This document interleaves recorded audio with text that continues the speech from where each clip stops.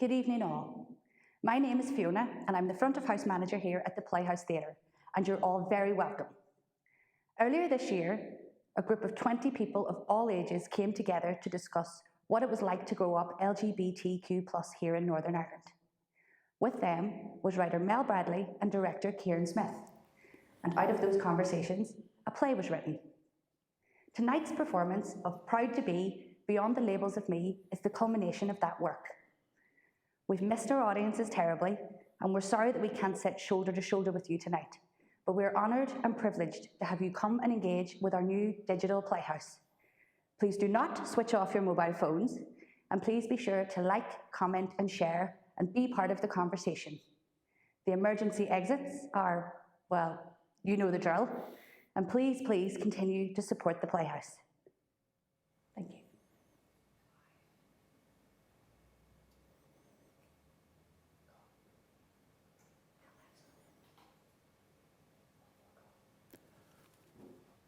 This is the year that the world came to a halt. When life as we knew it paused, everything shut down, and we were forced to retreat to our homes. As weeks extended into months, expert after expert gave theories on the impact of isolation on our mental health. These have been very strange times indeed. We heard of people living on their own, denied human contact, craving the simplicity of a hug, forced to adapt to a new technological world just to stay in touch with friends. Living room discos actually became a thing. Conversations were held through window panes, hands on glass instead of skin. In this lockdown episode, the question I pose to you is, what does isolation mean to the most marginalised in society? When isolation is nothing more than the everyday normality, does a disconnected world seem any different to the one in which you're already living? You're listening to Lives Without Labels, a podcast for the defiantly non-conforming and the curious. I do not have a name. I am not your host. This is not a self-help book or instruction manual. This is a meeting place. You're welcome to share in this journey with me. Pull up a chair, sit down, and let's talk. Lesbian, transgender, Weird. nothing outside the prescribed normal. Nothing. Unapologetic. Honest.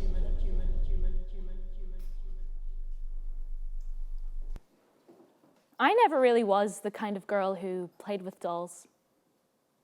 I wanted to be out kicking around with the boys.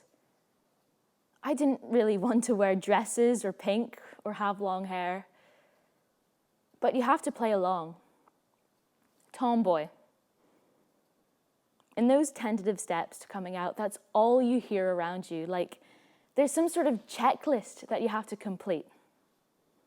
The joke coming out was that you'd get your subscription to Diva magazine, a list of acceptable places to get your hair cut, and a toaster. I never was really sure about where the toaster fitted in, but I laughed along with it anyway. And the one about what pet did you want as a kid? A horse or a monkey? Your sexuality determined by pet choice. I didn't want either.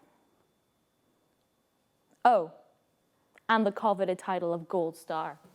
Have you seen the price of oil these days? I was just saying to my sister and her husband there the other day about how back in April it would have been good if you had the money to stock up on oil.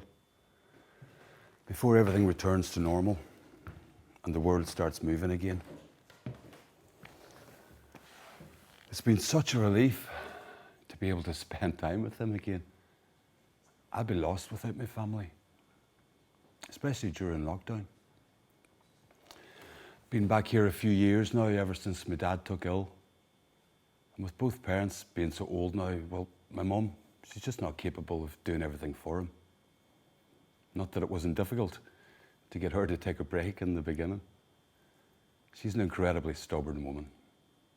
but she does love him so much. It's funny, you know, I thought it would have been a much harder decision to make moving home. But I guess there was a feeling of guilt from all the years I'd been away. I wanted to try and make it up to them in whatever way I could. Payback. I want to see you naked, he said. It was a surprisingly tender moment, and I started to unbutton my jeans.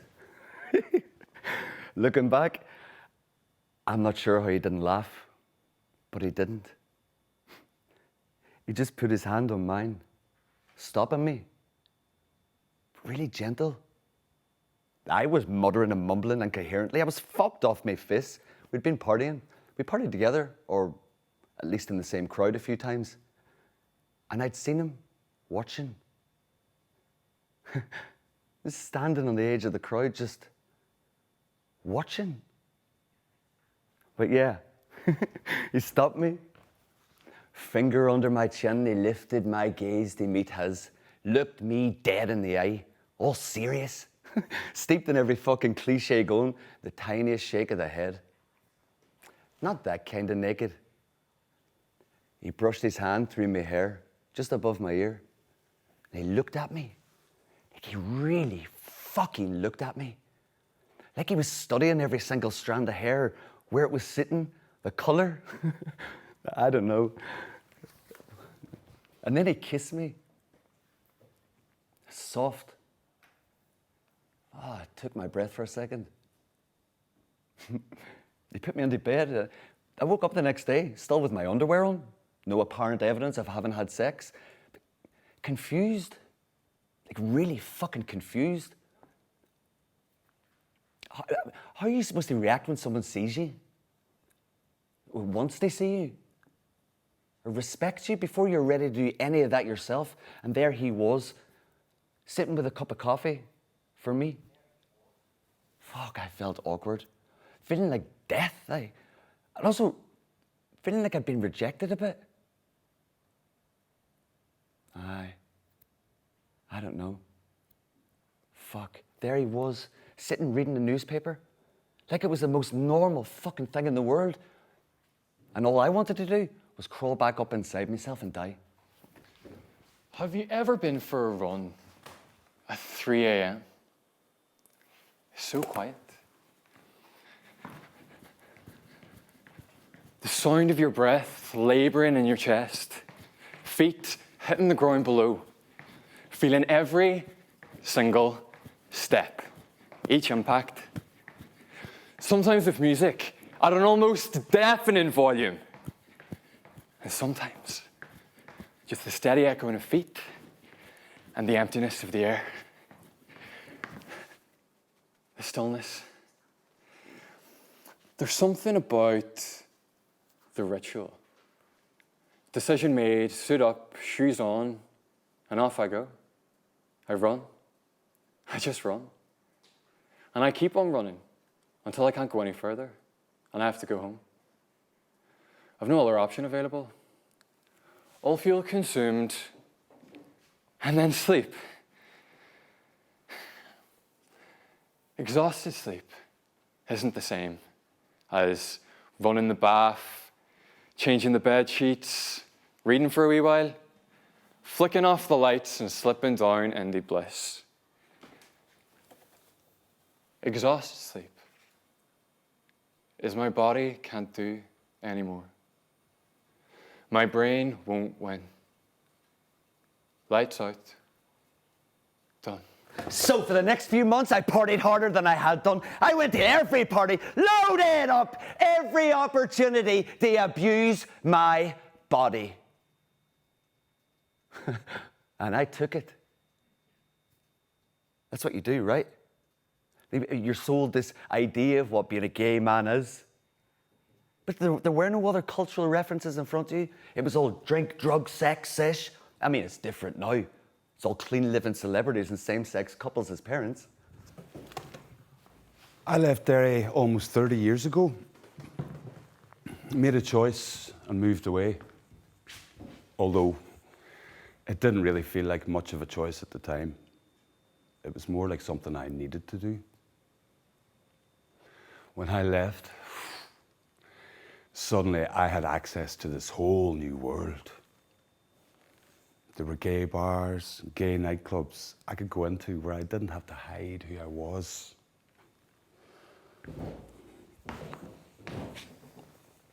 There was nothing like that here. There was a support group though, foil friend. People sat around drinking tea and chatting and getting to know each other in a place where they felt safe. And there was a helpline too, like a listening ear service for those who needed it. I had a friend who worked there.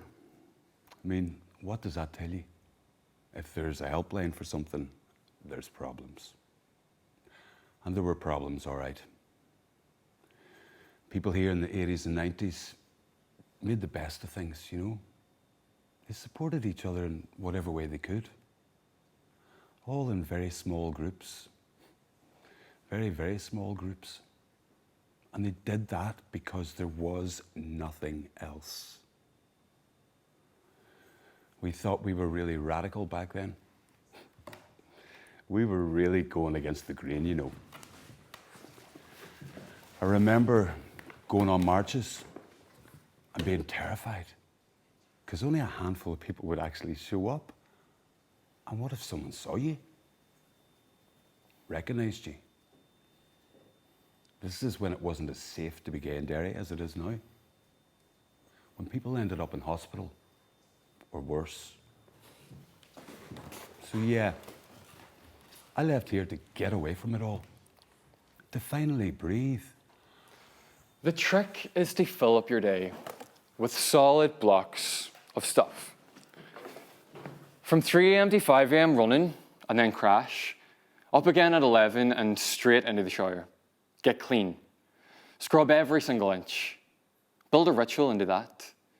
So you don't have to think about it. It just becomes muscle memory. And then coffee, maybe food, although the coffee usually staves off the hunger for a bit. And then if there are shifts available, go to work, be nice, smile. Everything is a joy and a pleasure. People come and go, maybe a bit of chit-chat, clean down and leave for the evening. Now, by this time, it's usually around 7 or 8 p.m. So pick up some food, call and see some friends, talk about art, books, film. A fascinating article somebody read recently on how we're all going to interpret it. Find things to fill the time. Go to the bar. Don't go to the bar. Maybe go dancing. Surely there must be somewhere that has dancing, but only if it's free. Eventually go home. It's late, so there's no need to have anything beyond the minimum conversation of, how was your day? Go to bed. Can't sleep. It's too loud. The thoughts are too loud. Create scenarios of wonder what I'd do if this happened. Plan my travel route from one destination to another. Calculate the time that can be spent and how much it will cost per day. So I know exactly how much I have to save. So I know exactly how long I'll have to keep going through the same damned routine. I'm not proud to say that I'm gay.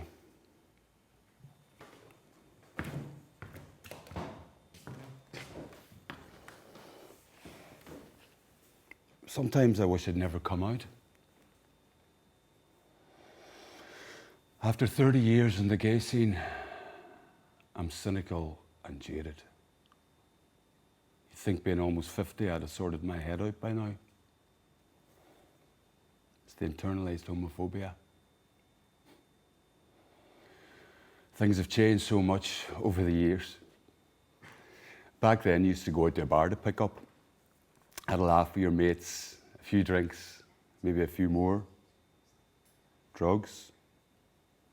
Bit of dancing, anything to loosen up. There was no messing about either. If you liked the look of somebody, you were straight over there. You'd know within seconds if you liked them or not. And if you didn't, well, you just moved on to the next one. And that just repeated itself all night long until you found someone you wanted to get off with. Good times.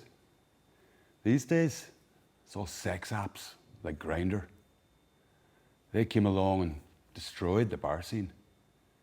I know of so many places that have actually closed down because a lot of gay men just don't have the need to go there anymore. It's like ordering a pizza. Take out sex, refine the search, tick the boxes, and voila, he's at your door. And well, I've just got to the point now where I don't want a casual thing anymore. It might have suited me back then, but not now. I have a fair few decades left in me. I'd like to meet someone special to spend that time with. My ma says to me the other day, you know about reaching a certain age and how it becomes all about funerals? The people you knew, went to school with, grew up with, worked in the factories with, once they start dropping off, it's just a spree. I mean, it was an off-the-handed comment. I don't think she meant anything by it, other than her general morbidity. The woman reads the obituaries like it's a fucking TV guide, but she caught me off my tracks. I don't know, I was making a cup of tea, and I paused, and a sudden chill hit. That's what my life was like in my 20s. Just watching friends die.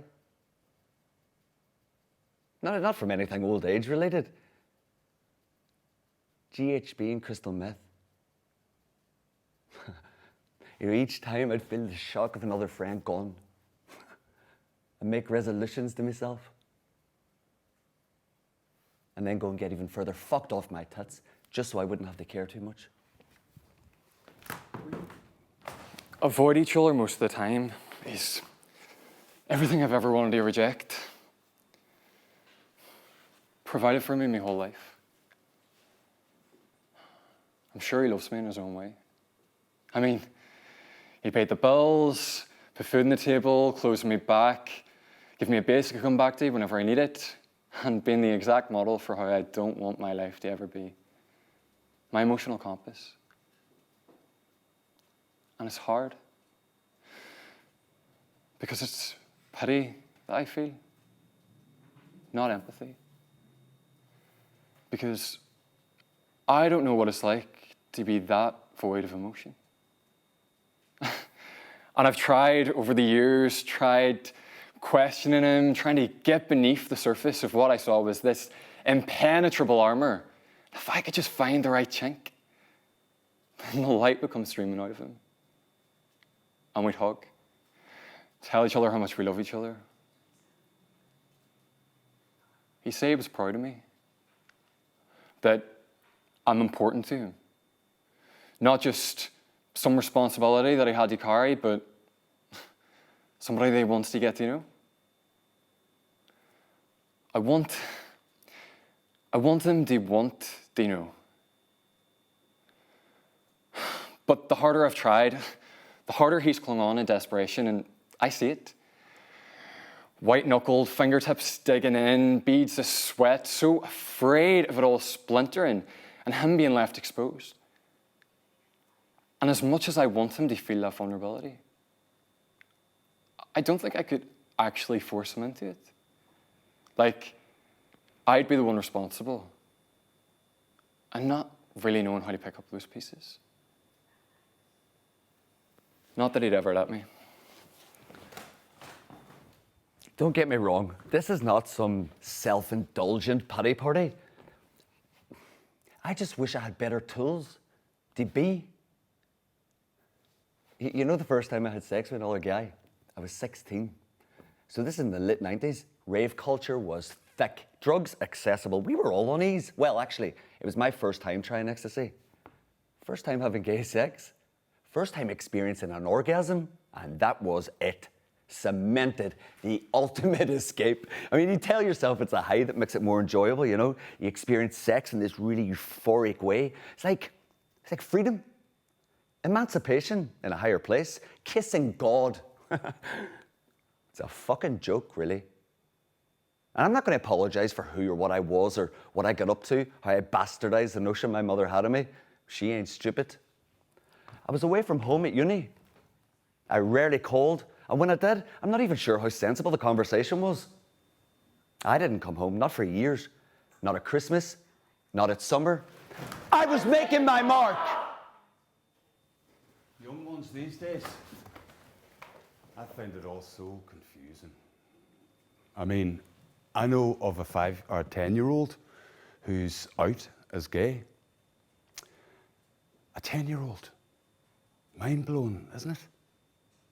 And his parents were fine with it. They knew themselves. When you think about it, for the first time, we have an entirely visible generational set, from children to pensioners, of LGBT people. Think of the learning in that. I mean, there's some things I just don't understand about the younger generation. I think it's okay not to understand. I don't think I should feel bad or guilty about that. It's just that sometimes when you're part of the LGBT community, you're automatically just expected to understand everything, to support it all and be okay with it. But that's just not the reality. I mean, I think it's great that young ones can label themselves how they see fit and be, this is me and that's that. But there's some things even I can't get my head around, like the amount of labels. There's so many. Things I never even thought could be a thing. Maybe it's down to my lack of education or information, or maybe just not having enough conversations around it. But things like non-binary, I don't get it. I'd like to say, I understand you, I think you're great, I support you. But right now, I would be lying. I hope it changes. I'd really like it to change. You know, I'd like to sit down and not necessarily have it spelt out to me, but just to find out why it's so important to them, what it means to them. You know, sometimes I feel like how those older straight people must have felt when we were all coming out. Antiquated. I mean, when I came out, there weren't even bisexuals. I'm sure they existed, but they just weren't very visible. And nobody actually said they were one. And if they did, it was usually at a party, and it was fueled with an enormous cocktail of drink and drugs. I fell into drugs because it was freedom. We were all equals in them dance floors. There was no like stratified level of who was better. I felt like it didn't matter that I didn't fit into any category. I didn't care what pronouns people used. Jesus, I'd answer to he, she, it, they, queen, whatever, dancing around most nights in a tutu with a beard. But most of us were gay or bi or just didn't care. All unconfined, all out of our cages, but all out for a good time. And sex and drugs, well, they kind of just went hand in hand. You know, it's funny. To have a connection outside of this bubble of existence, and the only sort of real connection you do have is in this really uninhibited way, you know?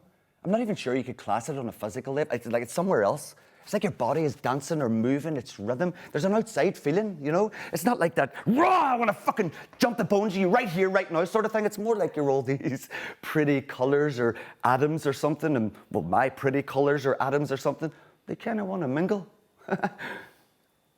The sensation of touch, oh, it's like electricity. It's a drug in itself. He's always been so principled. Like, never wanted us to get caught up in all the bigotry, us versus them mentality, orange over green. We were all equal. He saw enough of that damage and didn't want us to have to experience any of it. But of course, that equality only went as far as sectarianism. But being gay? Well, that was a completely different field of reference altogether.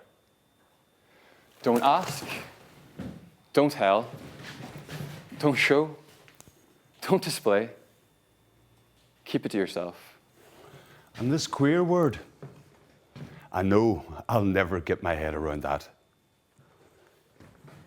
I don't see how reclaiming this word can make it any better, can erase all the shameful past. Every time I hear it, it just takes me back to the vicious name calling, because that's what they'd hurl at you. Queer boy! It was always one of those words that was just so full of hatred, even in its construction and the way it fits in the mouth and the look of repulsion it creates on someone's face when they use it. Queer. And it breaks my heart a bit. Every time I hear a young person use it on themselves, I want to take them aside and just find out why they want to call themselves something so horrible. Do they not understand? So, of course I moved away. I mean, how do you be queer if you've got no idea of what queer's supposed to mean? If you've never even seen queer beyond the pages of a magazine? My adolescent self consumed all the gay magazines. I say all. There was one. I remember my heart thundering in my chest, all teenage awkwardness, willing me hands not to shake, forcing myself to look the cashier in the eyes like this was perfectly normal. When I think about it now, I smile. It's like that kid that tells you, I don't have a sweet in my pocket. And it was a sweet in my pocket. A whole bag full. Oh, I pored over every image and article, trying to absorb the queerness off the ink and the pages. I'd have ground it down and snorted it if I had thought it would have made me the right type of queer. And I love that word. I love its antagonism. It's this term that carries the burden of an offensive past. I love that we can hold it in our fists, wear it loudly, because I don't think we should ever forget that damage. And I get a lot of straight people telling me how it's offensive to their ears, that surely I shouldn't be perpetuating its use, which is a bit like me wearing a dress on a night out. It makes people feel uncomfortable, because I'm not. It had been about 6 months since that awkward coffee morning. I was out the usual. We'd been on a week-long session, nights blurred onto days and onto each other, kind of like how we all felt at the beginning of this lockdown. Anyway, this one night, I'm on the dance floor.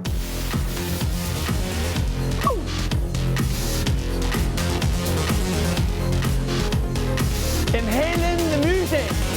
Woo! And the sweat. And the pulse of the room.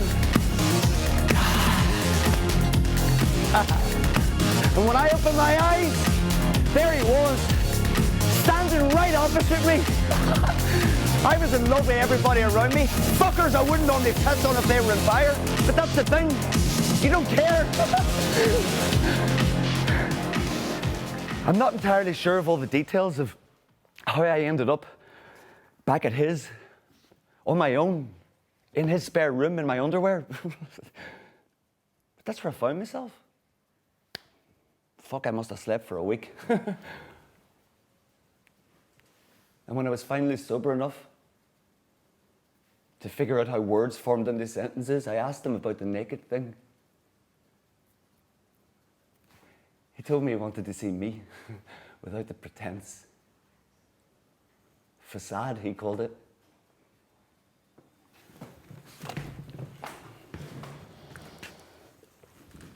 When I moved away, the decision came down to either live close to your family or live as a gay man.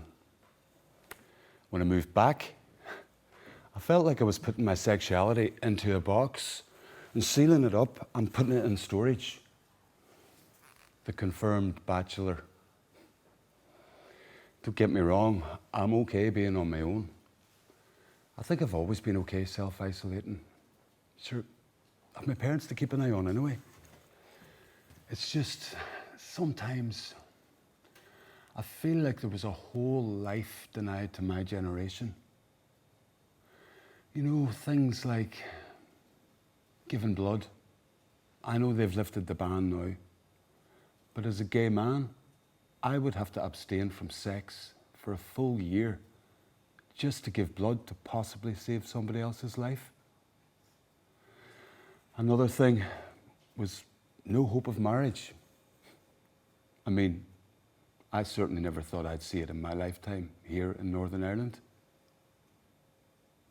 And family, having children. Again, now it's okay to adopt. Even a single gay man can adopt, and that's great. But by the time it was okay, sure, what would I be offering a child at my age?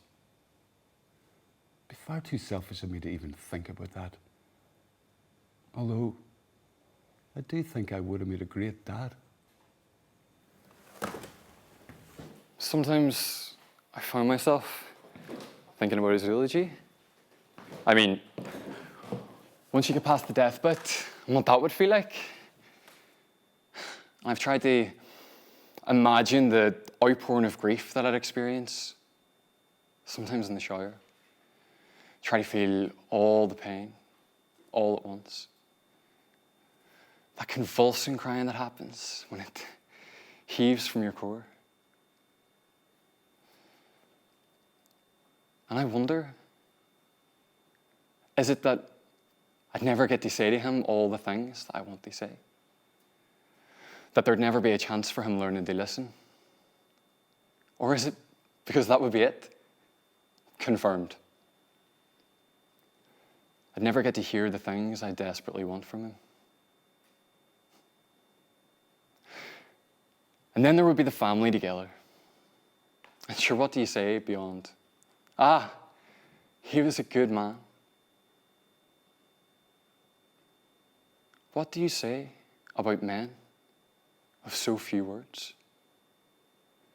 And how do you talk about somebody in a loving way when all you want to say is how angry you are and how guilty you feel?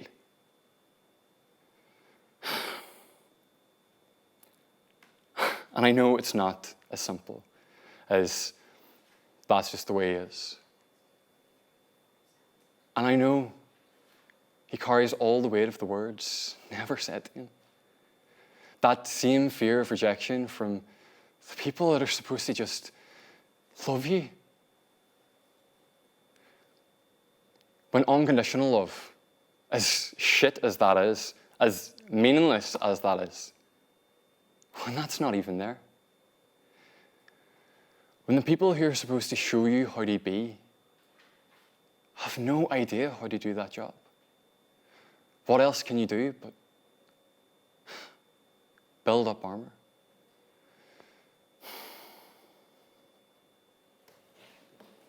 Catch all the tiny fragments of your splintered, emotionally malnourished soul.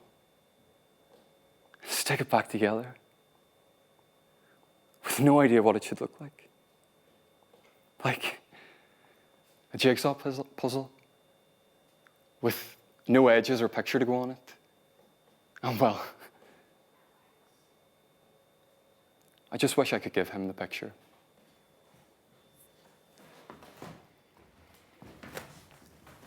So, eventually I came home. I stopped caring about what the idea of me was supposed to be in other people's eyes.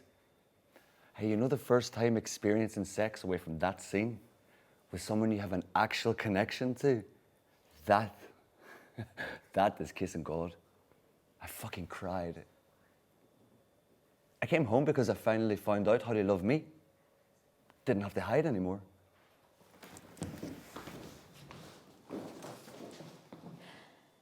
It didn't matter if you loved pink as a kid, or if you still love it as an adult, or whether you played with dolls, threw yourself in the makeup box, and came out coated in glitter. There's always that pressure to conform to some stereotype of what a lesbian should be. And I guess there's a sort of comfort in that conformity.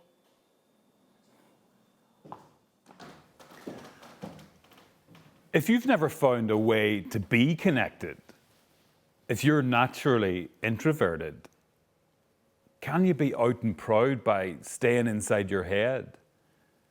We attach labels to ourselves and to others as a way of marking out a path towards connection, a way to fit in. But what if the labels are no longer fit for purpose? Creating new labels? Does that add to the burden of the weight we already carry? Does it seek to divide us even further, separate us, instead of uniting us? Or is there space for us to find comfort, a place to belong, where we've never before? When I was little, my sister and I used to play dress up. We'd spend hours creating costumes and characters, and I'd have layers and layers of stuff that I thought was just too awesome not to put on me. To leave it in the box would be an absolute insult. And then I'd go and stand in front of my mum, arms wide, presenting myself like a 4-year-old's finger painting that hangs in the fridge. And she'd do that thing that parents do. She'd consider me carefully, wondering how on earth I was moving with everything that I draped on top of me or squished myself into. And then she'd nod her head and offer freely, "Well, don't you look brilliant?"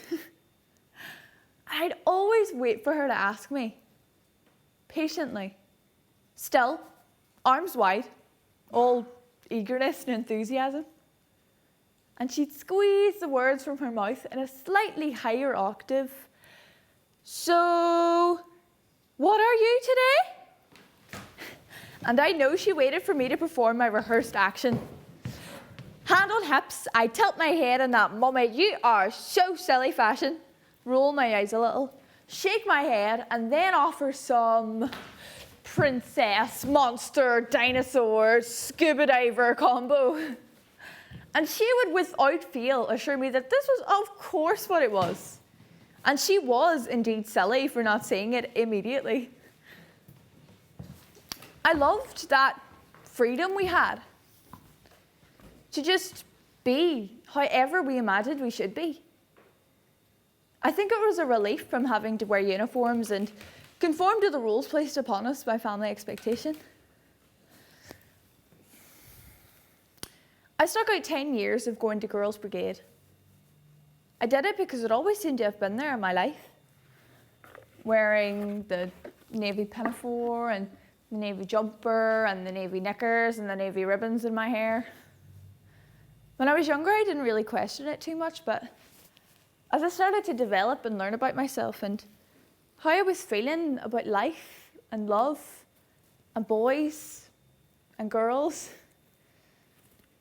it didn't seem like a place that was very nurturing of those kinds of expression. GB is like super Christian brownies. There's a sense of reinforcement in performing femininity and female roles. And whilst I know everyone there is just trying to do good, be like everyone else. And whilst I get that whole sense of belonging, working together, earning badges for doing activities, and that sense of achievement, I didn't belong. I wanted to live in all the colours, all of them. This is stupid. How do you even write a letter to yourself? Dear 13-year-old me, how's it going? I hope this letter finds you well. I'm writing to you because I have this stupid assignment to do. How is this a good homework idea? I mean, what kind of teacher even comes up with this pseudo-psychology bullshit? What do I say? Where do I even begin? Have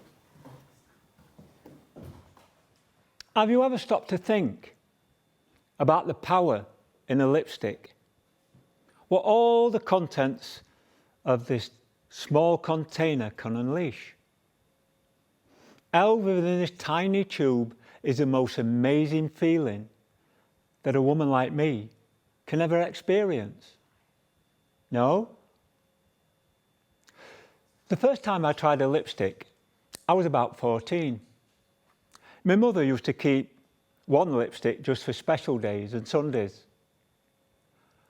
I can't remember where everyone was or why I was in the house on my own, but I remember going into her room and lifting it from the little box that she kept on her chest of drawers. I pulled off the lid with that sucking pop sound and twisted the tube until the coral tip was barely visible. It was wore down in the shape of her lips. My hands were shaking. I tried bringing it up to my face, eyes closed, and felt the gentle brush of the tip on my bottom lip. And I bottled it, screwed it back down into the tube, stuffed it back in the lid, and put it back in its place in that little box. Fighting back the tears, I walked away, horrified at myself. I remember the first time I heard the word lesbian. It was in secondary school. A girl on the hockey team. And I knew it was something taboo. It was something girls were afraid of, but I hadn't a clue. So I did what my second-year history teacher told me to do. I looked it up. I wasn't any the wiser. I knew that she was definitely a native of Derry and not an inhabitant of the island of Lesbos. Still, from that day, the word lesbian and hockey player became inextricably linked in my mind. Turned out she was gay. And years later, I realized I had a bit of a crush on her. I loved the confidence she had. It was untouchable, not begging for the attention of the boys. She never grumbled about the rain or the bruised shins. She was fearless. I remember watching my daughter grow, all the development stages she went through. I think I overcompensated with her a little bit.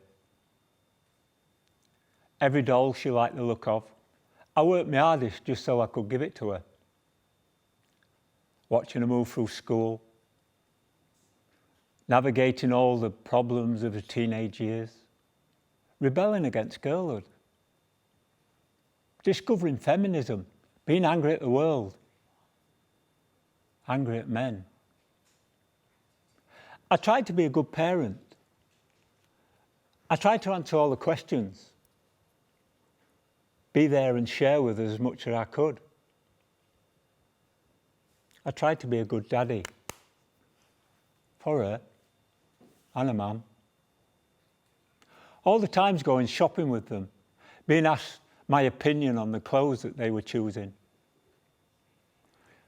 Having to be in that duality of not being in there, having those same experiences.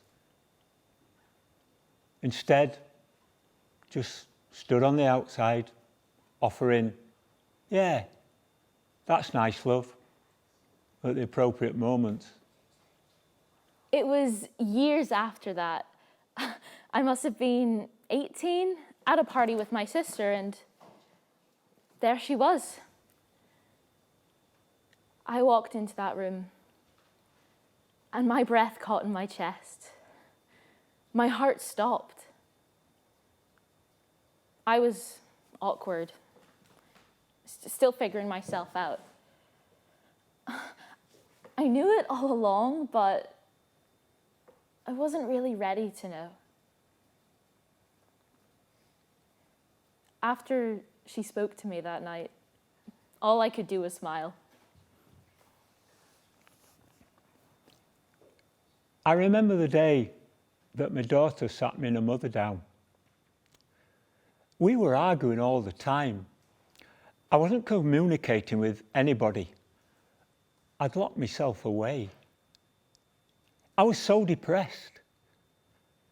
All I could think about was trying to find the escape hatch. I'd always been this sort of ultra macho man, overcompensating on that as well, I suppose. And here I was, disintegrating. We sat in the kitchen, round the kitchen table, with a pot of tea. I was holding my cup, staring into the blackness, searching for the bottom. My daughter's voice got so serious. She sat straight back and put her cup down. Said what we were doing to each other was horrible, and if we weren't careful, we'd destroy each other. Then she paused, took a deep breath, looked at me, and asked me the question that I'd been dreading my entire life. Are you going to transition? 5 words, that's all it took. In that moment, I felt the greatest relief, but also the greatest fear.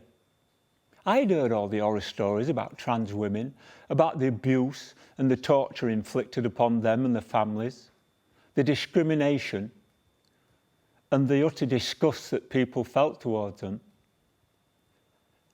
And I wasn't sure. I wasn't sure that I could put the people that I love so much through that.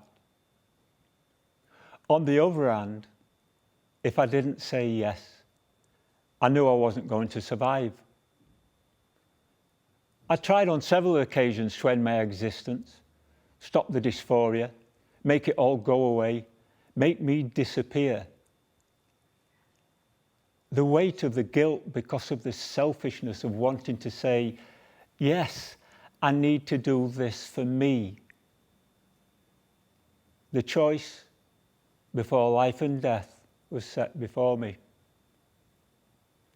I wasn't living. I'd built this shell around myself, and what was left inside was slowly dying. 5 words. 5 words that saved my life. Coming out to my mum was distinctly anticlimactic. Not at all how I thought it would be. And I don't know if my expectation of her having an argument with me is because the fear of being automatically wrong or broken is built into us. My mum is not the kind of person that I would think for even the tiniest fraction of a second as someone who would reject me for being queer. And she didn't reject me. She just nodded her head and said, okay, like it was the most normal thing in the world.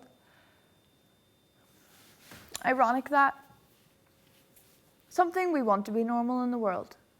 This should be normal in the world. We get caught off balance when it's treated like the most normal thing in the world. And I love that it didn't really change her perception of me. Both of my parents have been pretty good with everything I've thrown at them. Hey, past me. It's been so long since I've seen you. How are you doing? I think I'm supposed to be giving you advice on how to survive the next 4 years, but honestly, I think you did all right. You're pretty cool-headed, you have a good group of friends. Well done on that one. Go you, me, us? I'm struggling with this, if I'm honest. I mean, don't pick at spots. It's not good. It's probably one of those inane tips I'm supposed to pass on. So there, don't pick at your spots. They'll clear up, give them a chance. Are you still wearing that oversized hoodie? Of course you are.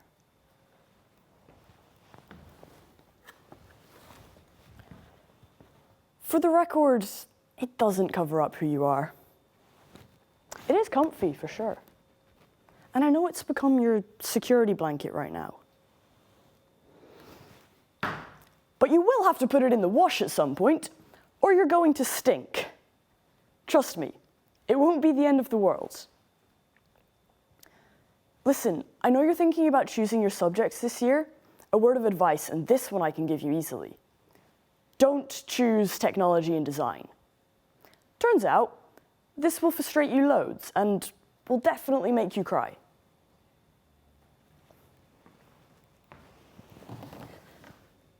Don't be so hard on Sophie.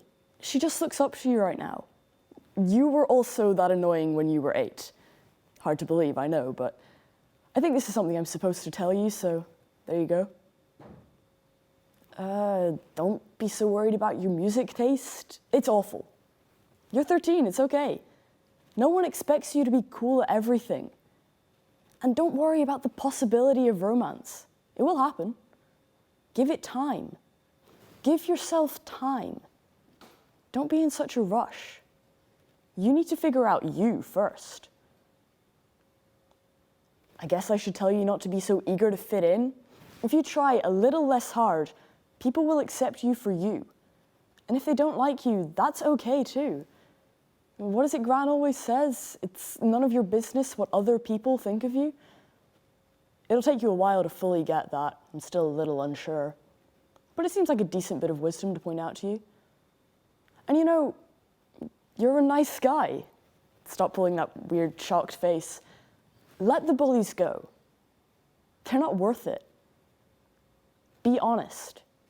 You can't argue with honesty.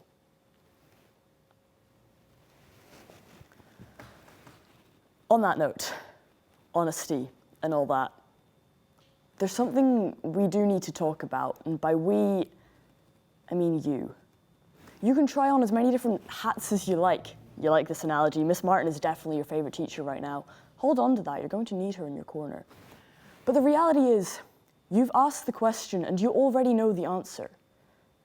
You know you're different.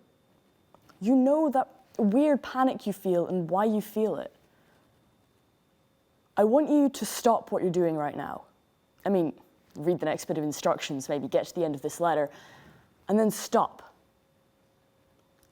I want you to take off that hoodie that I know you're wearing. Stand in front of the mirror, the one in the bathroom. It's the biggest, and you can see all of you there. That's massively important in this. Lock the door if you like, but just do it. Take a deep breath and look at yourself. It's okay. You're okay. You know who you are. You know what you are. Don't put it off any longer. You need to go and talk about this. There are things that you don't know, and trust me, when you know about them, you'll wish you did this now.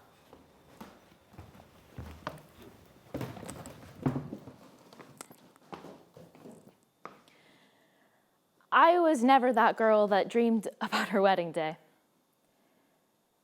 I didn't think about the dress, or who would give me away, or what the theme would be, or standing under the trees, the cherry blossom trees for photos, or even what time of year I'd want. It's just something I never thought was for me. And children. Well, I imagined I'd make a cool auntie. That was about the height of it. You can't transition on your own, love. Well, you can, but it's bloody hard and it's lonely. You need a support network. My daughter was an integral part of that. My therapist too. She was a lifeline. I remember going to pour my soul out in that little room next to her office. 2 chairs facing each other. And me, staring at her shoes. She always wore lovely shoes. I couldn't look her directly. I was terrified she'd tell me no, she couldn't help me. But instead, she said my name, asked me to look at her. I braced myself, met her eyes. Then she said so calmly, so directly, without any doubt tainting her voice, "Yes, You are a trans woman. Finally, the moment of validation that I'd waited for all my life. I was lost, in a daze, disoriented. Being told I was that way, the only thing left to do was to decide to live my life properly. My first kiss with a girl was not with the girl I wanted it to be with. And it was horrendous. But I knew I had to try it again. It took until my 5th attempt to get it right. I kept going back for more. I needed to make sure.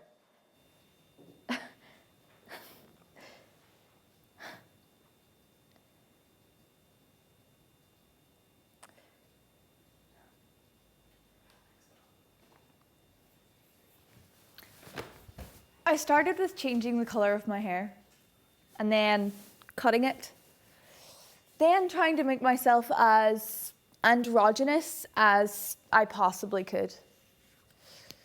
Coming out as queer was one thing, and exploring attraction and finding a path that allows that to flow. Finding people that are like you, talking about how they are, discovering more and more about all the possibilities of how I could be. All of a sudden, there's this whole world of ways to not conform to all the things you're told you should be, just because someone else decided for you what you were going to be. Hearing the words non-binary for the first time was like someone had presented me with this gift. It was weird learning about something, and the more and more that was revealed, the more that I realized that I was a part of that. That was me. I could wear all the colours, all of them. And I did. Bathed in a rainbow and declaring firmly to the world, I'm non-binary, I'm queer, this is me. And whilst we're here, this is my new name. This is a name I chose. And here are the pronouns I'd like you to use.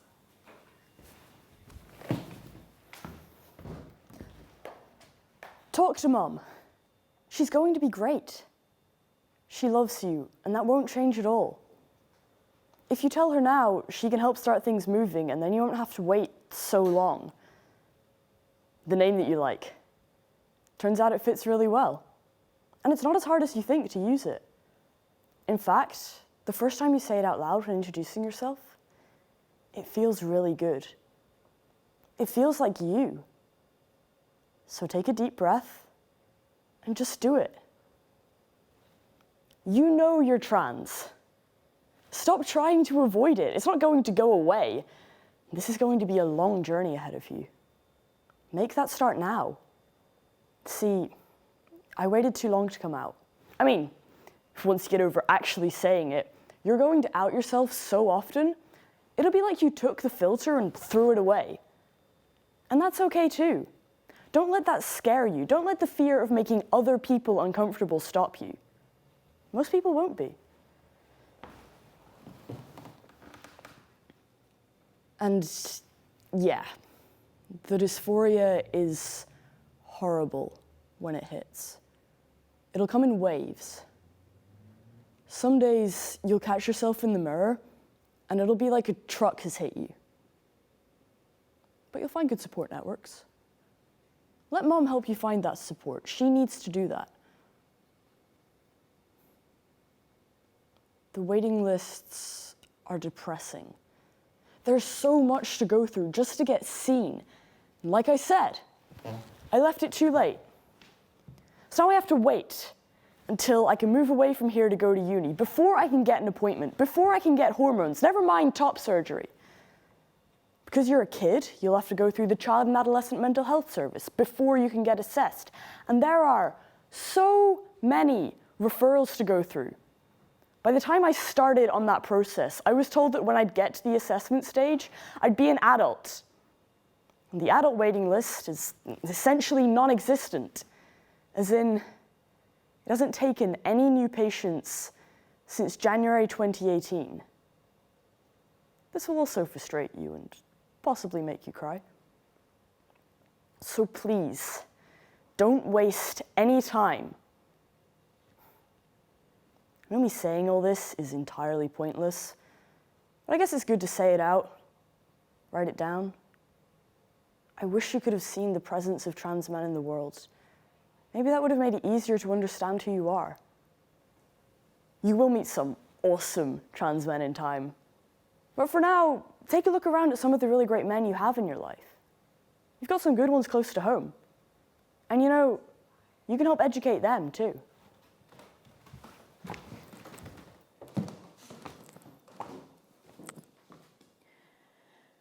Which one's the man?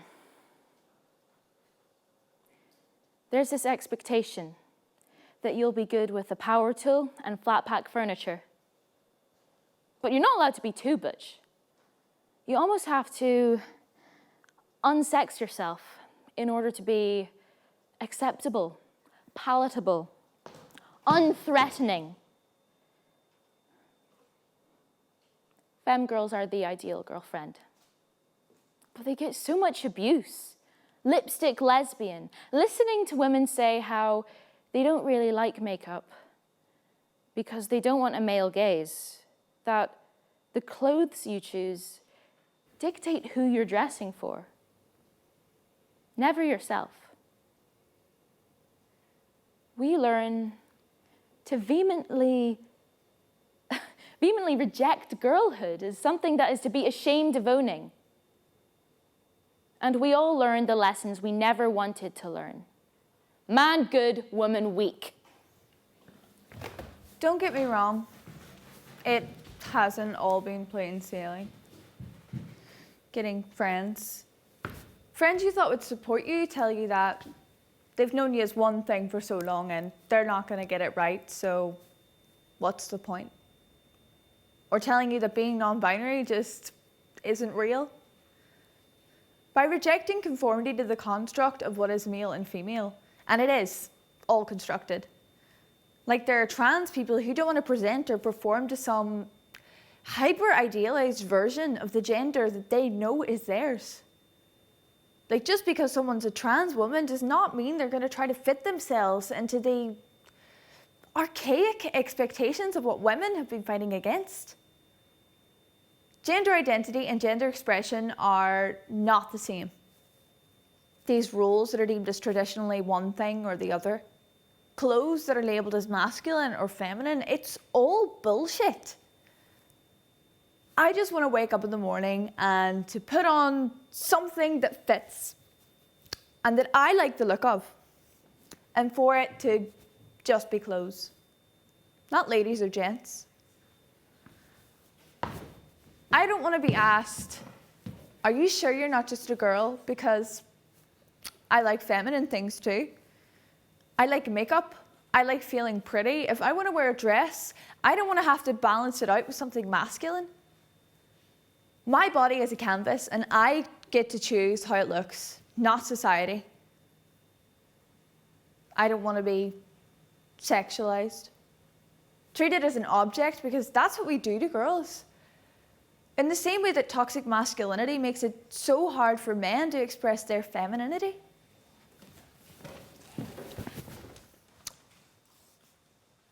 After going through all that, the hardest thing is getting the hormone levels right.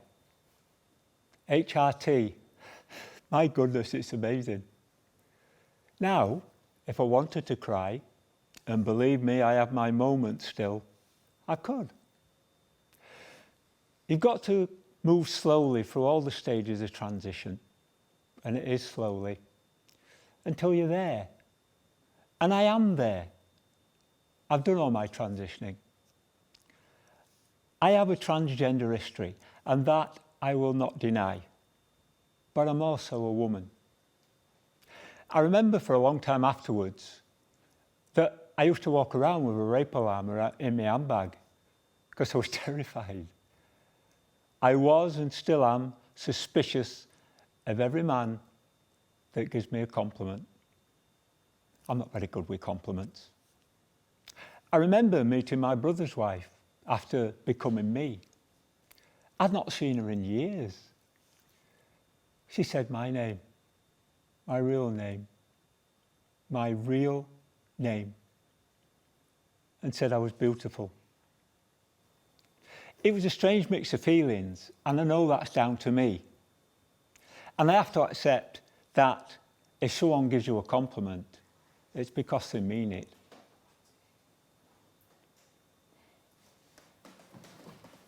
What do you do? It's not really sex you have. You can't really have sex. As if being lesbian gives this automatic door to intrusive questioning. And as candid as I am, and as sex positive as I am, there's a line, and that's not okay. And I'm aware there's no one to ask. But a curious young woman wanting to find out information about how to enjoy sex with other women, it's a completely different thing.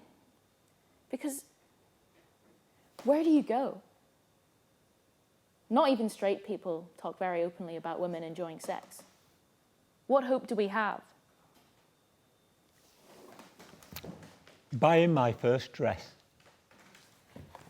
Actually, going into a shop, buying a dress that was just for me. I didn't go into the changing rooms. I still don't do that. Growing my hair, getting it styled, trying to find the right foundation, the right shade of lipstick. The first time wearing makeup and the new dress that I'd bought. The new bra that I'd had to buy because I totally underestimated just how much my breasts were going to grow. Finally stepping out into the world as me. First I'd had permission from my daughter, then permission from my therapist. Now it was my turn. I was claiming my own permission to be the me that I'd always known I was.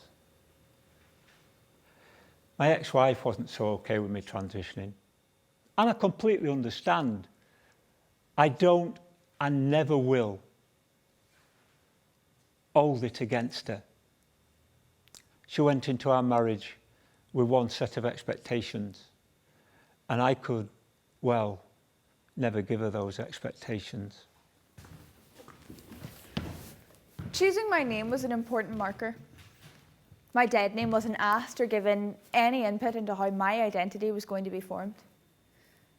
The dressing up box was a place of freedom from the outside world. Parents, grandparents, other family, GB, schools, doctors, dentists, anyone who encountered me, they all got to decide who I was.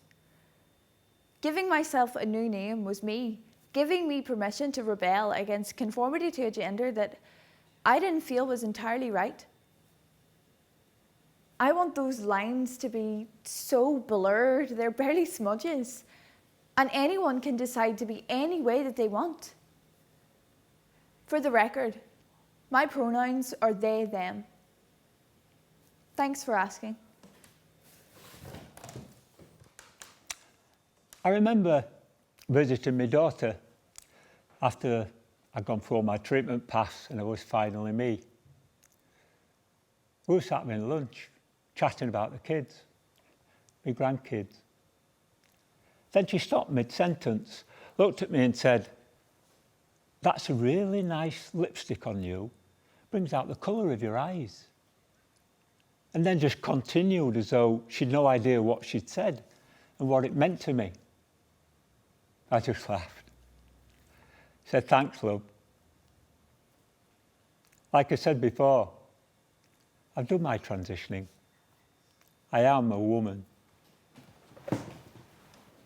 When I started writing this, I thought it was a stupid idea.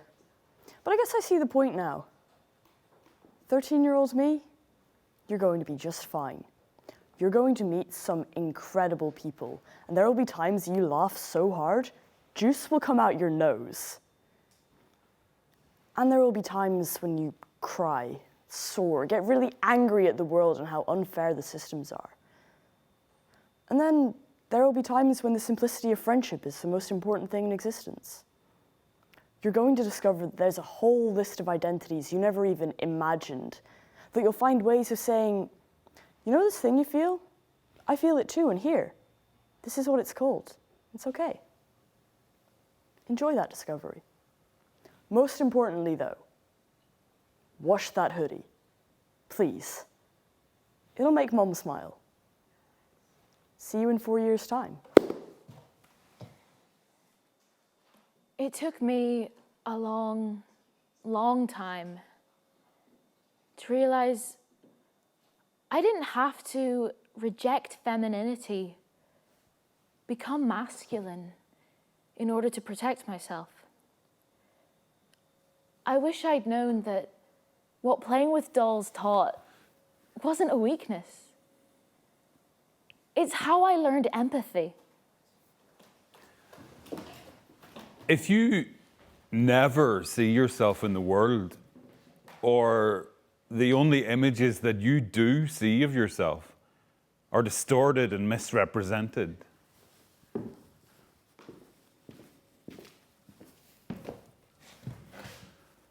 how do you know how to be?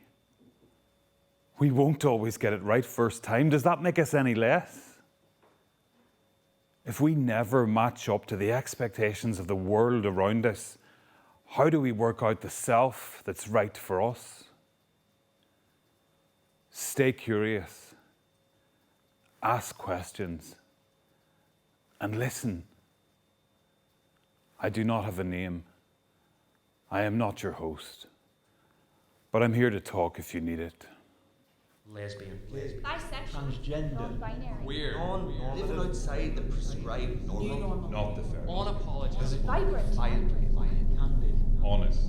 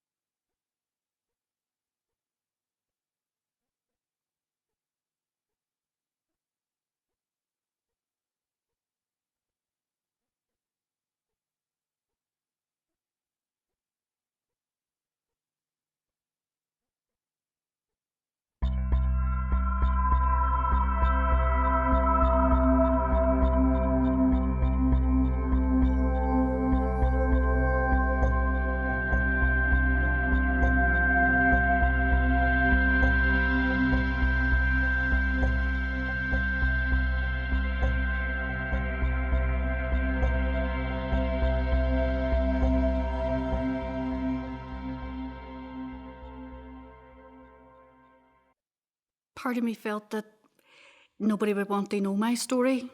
It's just something that you never ever would want to talk about.